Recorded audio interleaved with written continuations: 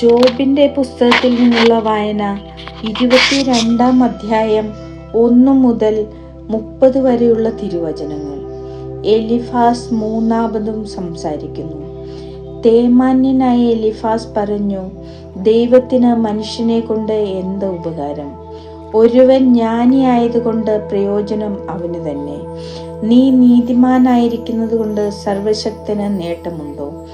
നിന്റെ മാർഗം കുറ്റമറ്റതെങ്കിൽ അവിടുത്തേക്ക് എന്തെങ്കിലും ലാഭമുണ്ടോ? നിന്റെ ഭക്തി നിമിത്തമാണോ അവിടുന്ന് നിന്നെ ശാസിക്കുകയും നിന്റെ മേൽ ന്യായവിധി നടത്തുകയും ചെയ്യുന്നത്? നിന്റെ ദുഷ്ടത വലുതല്ലേ? നിന്റെ അകൃത്യങ്ങൾക്കതിരില്ല. നീ സഹോദരരിൽ നിന്ന് അകാരണമായി പണം ഈടാക്കി വസ്ത്രം ഊരിയെടുത്ത് നീ അവരെ നഗ്നരാക്കി. ക്ഷീണിച്ചവന് നീ ദാഹജലം നൽകിയില്ല, വിശക്കുന്നവന്റെ അപ്പം പിടിച്ചടക്കുകയും ചെയ്തു.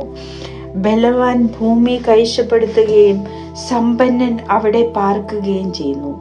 വിധവകളെ നീ വെറും കൈയോടെ പറഞ്ഞയച്ചു, അനാഥരുടെ ഭുജങ്ങൾ തകർക്കുകയും ചെയ്തു. അതുകൊണ്ട് നിന്നെ കെണികൾ വലയം ചെയ്തിരിക്കുന്നു, ക്ഷിപ്രഭീതി നിന്നെ കീഴ്പ്പെടുത്തിയിരിക്കുന്നു.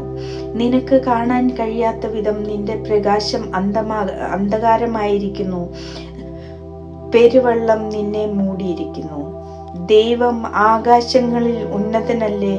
ഏറ്റവും ഉയരങ്ങളിലെ നക്ഷത്രങ്ങളെ നോക്കുക, അവ എത്ര ഉയരത്തിലാണ്. അതിനാൽ നീ പറയുന്നു, ദൈവം എന്തറിയുന്നു? കൂരിരുട്ടിൽ അവിടുത്തേക്ക് വിധിക്കാൻ കഴിയുമോ? കാണാൻ സാധിക്കാത്ത വിധം കനത്ത മേഘങ്ങൾ അവിടുത്തെ വലയം ചെയ്തിരിക്കുന്നു. ആകാശവിധാനത്തിൽ അവിടുന്ന് സഞ്ചരിക്കുകയും ചെയ്യുന്നു. ദുഷ്ടന്മാർ സഞ്ചരിച്ച പഴയ മാർഗങ്ങളിൽ നീ ഉറച്ചു നിൽക്കുമോ?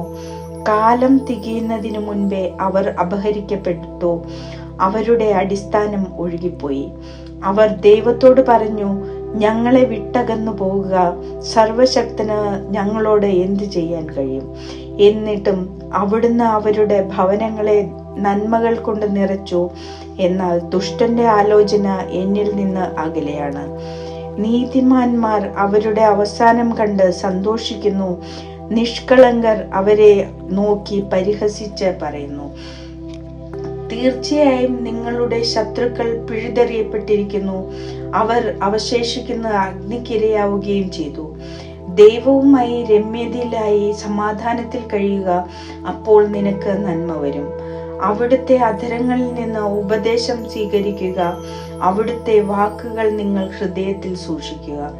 സർവശക്തന്റെ സന്നിധിയിലേക്ക് തിരിച്ചു വരികയും നിന്നെ തന്നെ എളിമപ്പെടുത്തുകയും ചെയ്യുമെങ്കിൽ, നിന്റെ കൂടാരത്തിൽ നിന്ന് അനീതിയെ നീ അകറ്റിക്കളയുമെങ്കിൽ, സ്വർണത്തെ പൊടിയിലും ഓഫീർ പൊന്നിനെ നദീതടത്തിലെ കല്ലുകൾക്കിടയിലും എറിയുമെങ്കിൽ, സർവശക്തൻ നിനക്ക് സ്വർണവും വില പിടിച്ച വെള്ളിയും ആകുമെങ്കിൽ, നീ സർവശക്തനിൽ ആനന്ദിക്കുകയും ദൈവത്തിന്റെ നേരെ മുഖമുയർത്തുകയും ചെയ്യും.